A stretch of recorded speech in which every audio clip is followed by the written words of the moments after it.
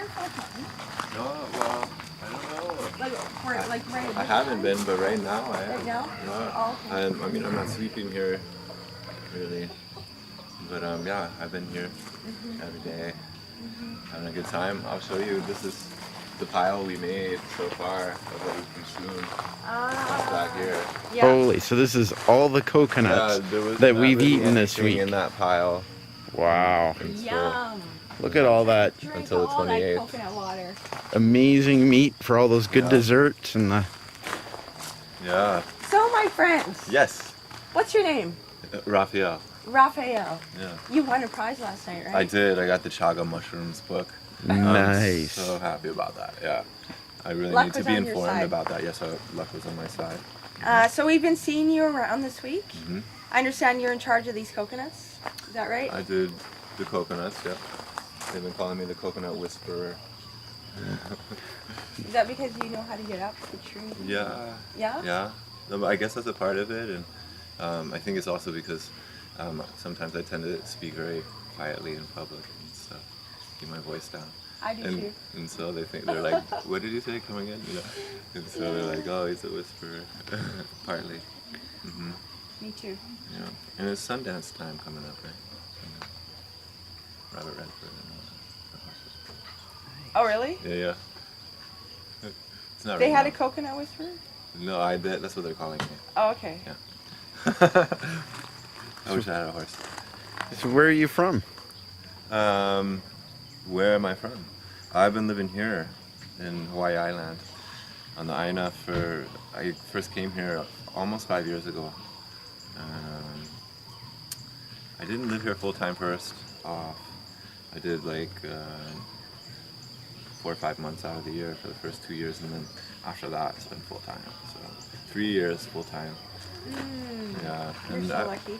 Yeah. And where did you start from? Where were you raised as a kid? I moved around, but I started, very first I was born in Georgetown, Maryland, and in the University Hospital. And then I moved out to Oklahoma for a while. And after that I moved to Colorado for a long time. I did California. And I traveled so much, and I was lucky to be able to do that. I've got a lot more traveling to do, probably, hopefully, I don't know, though. I'm so happy here, I could also not get on a plane again. But I will have Seems to, to be it'll be okay. the way when people get to Hawaii, some never leave, right? Can't blame them. Yeah. Hawaii Island has the most diversity of tropical fruit in the world.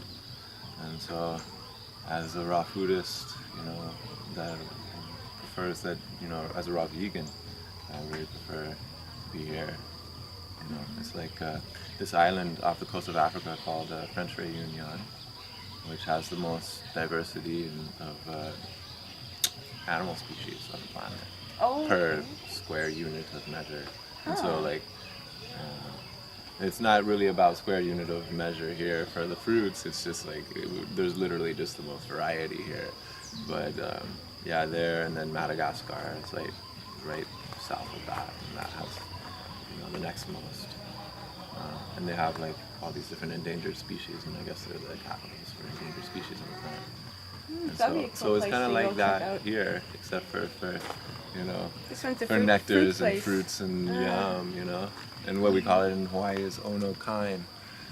That's how we say like good, yummy food, And Ono stuff kain. that you want, like the kind, And so just ono means delicious. Kind. So, yeah. That's awesome. Yeah. So what brought you to become the coconut whisperer?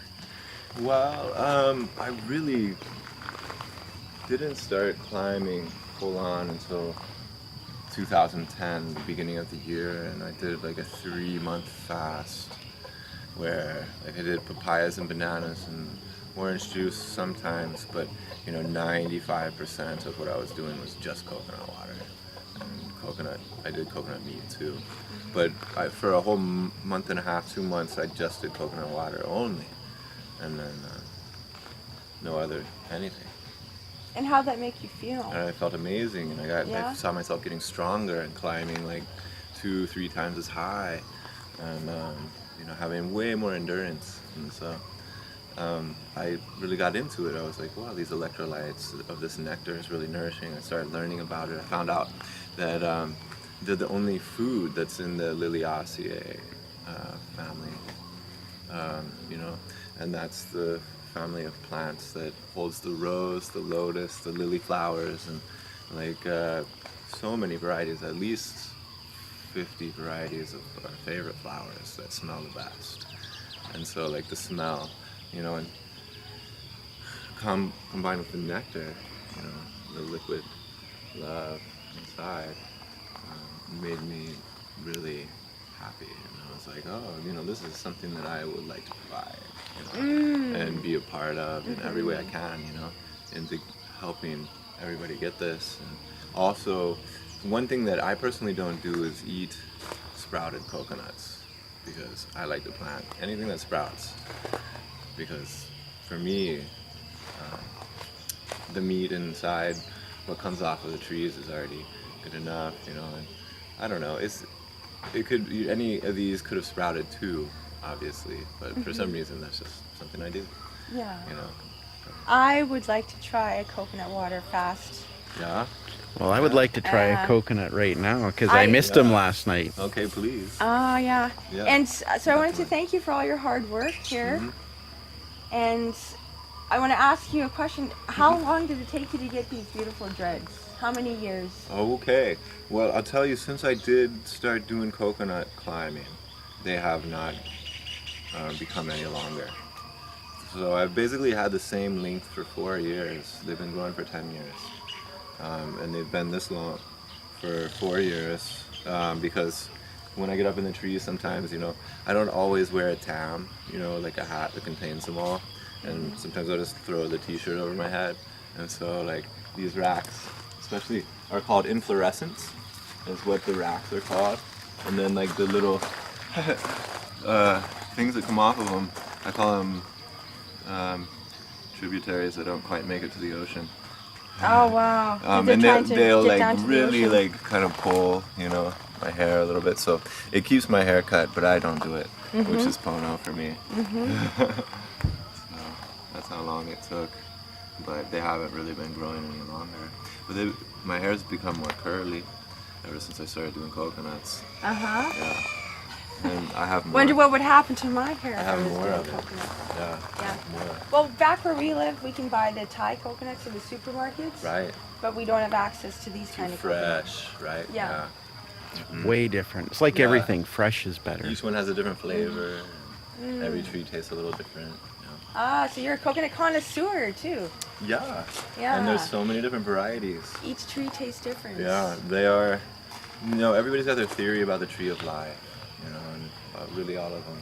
But in a way, the way that coconuts fruit, when the tree is healthy in a good spot with enough room to move and grow, and is in just basically the optimum environment, you're gonna get at least, like it says, 12 racks a year. Oh yeah. So you're gonna get a rack a month, and so that's what it says about the tree of life, that there's 12 a year, and so pretty much the way the coconut goes is actually that, because it never stops fruiting, unlike other trees, which are more seasonal in the flower and fruit process. Coconuts are just constant. So it's truly the tree So of it's life. really the tree of life, mixed with I brought this moringa tree I can show you over here, which nutritionally, scientifically speaking, the nutritional categories are the superior, prove that it's the superior plant. It's not proven that the matter itself is all assimilable, to the body, but the mineral and vitamin content, as well as the fat and protein, amino acid content inside the leaves is basically proven to be the top in the world. And so what are your thoughts that's on the another leaves? thing. It's called the miracle plant. It's called the tree of life, the moringa. Do you consume them in raw? English? Or Yeah, would you I put do. them I in like to. tea, Yeah, or- putting them in tea is great. Yeah? And I'd like to do more with juicing them. Okay, just put them right into the juicer. Yeah, and blending them as well. Yeah. But personally, I just like to eat them. Okay, yeah. Because of the top source of beta carotene and calcium. You know what? I have a phosphorus, magic. potassium. I brought a magic bullet with me, Did you? and I was gonna throw some lilac-y in passion fruits and mango. Yeah. Can you show me which tree that is, and I'll throw some of those leaves in also? Okay, please. Yeah, sure. Well, it's really little. I just brought. Oh, and so we haven't put it in. It's too little. Okay. Soon. Okay. Soon. Okay. So We're not looking yet. forward Come to back. it. Come back in a couple of years. There's some others. You know, if you want to go up like to the farm or something, I can show you big ones. But yeah, right now they need the leaves so that they can keep growing. Exactly. So And we then can't eat it just yet. The seeds are called. They make an oil out of them called ben oil, and it's the second highest source of oleic acid. Right behind olive oil is the closest one to olive oil. It's 83%, and then olive is 87%. You know, and the meaning of it is oil rich, and the seeds themselves, when you mortar and pestle them into a powder, and put them into like dirty water. So you like got water from a lake, or you got water from a stream, and it was like, if you just got like it out of a puddle, like here on this dirty, mucky, marshy ground, it will clear the water within 40 to 45 minutes, like perfectly crystalline clear. Really? Yeah, and it'll purify a lot of things out of it as well. And so that's another reason why they call that the tree of life as well. Of course, cacao, you know, all these things here are a part of it. The great tree of life, of course, can't be limited to one only species. one. Okay, yeah. Well, let's see one of those What's coconuts. this tree? Are those limes or lemons? Those are lemons. I believe they're Meyer lemons. Oh, cool. Yeah. So I have to use their spike. I left mine in my jacket over in the yoga studio. Okay. I want to give a big one. And are you in the mood for kind of sweet? Is there one that's jelly? Yeah, these are jelly. Yeah, perfect. Yeah. So get one of these and.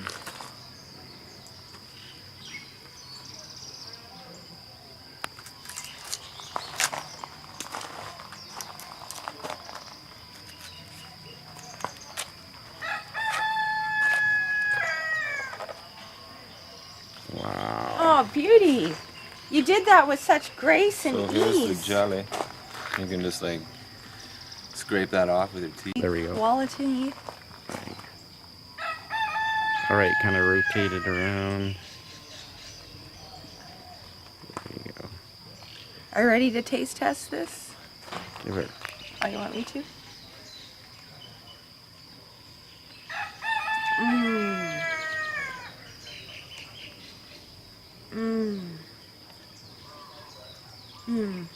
That is amazing. Thank you, Raphael. You're welcome. Woo! Thank you. Thank you, man.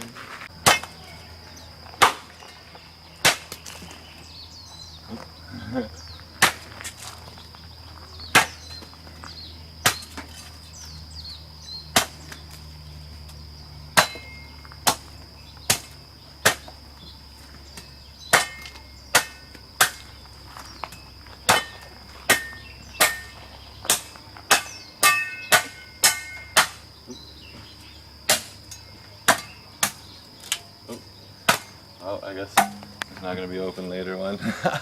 That's awesome. We'll drink it. Cheers, Raphael. Cheers. Thank you.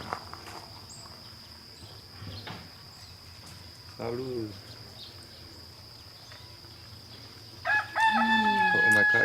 Why can't I have this every day? You can, right? I guess if we like push for it more, like being able to have, if we had a higher demand, right, in the market for fresh coconuts, we could have a lot more coconut farms, you know, and especially this island would be the #1 place to start, you know, and then start, you know, lowering the cost of shipping so that we could have these things fresh Yes. all over the health food stores, Wouldn't that all over the be- world. Oh, yeah. If we Yeah. push for it, like together, we could make it happen, which would be really wonderful. And I dream of that. That's one of my great dreams. Because if everybody drank fresh coconut like Every this, day. everyone would be peaceful and loving Uh-huh. If everyone had like 2 or 3 a and day, happy. that'd be so great. and It would bring vibrant peace. and healthy. True, true. Thank you. Cheers. Oh. Woo! Single stroke. Be the man. All right, check it out. Look at that beautiful flesh. It's amazing. Thank you.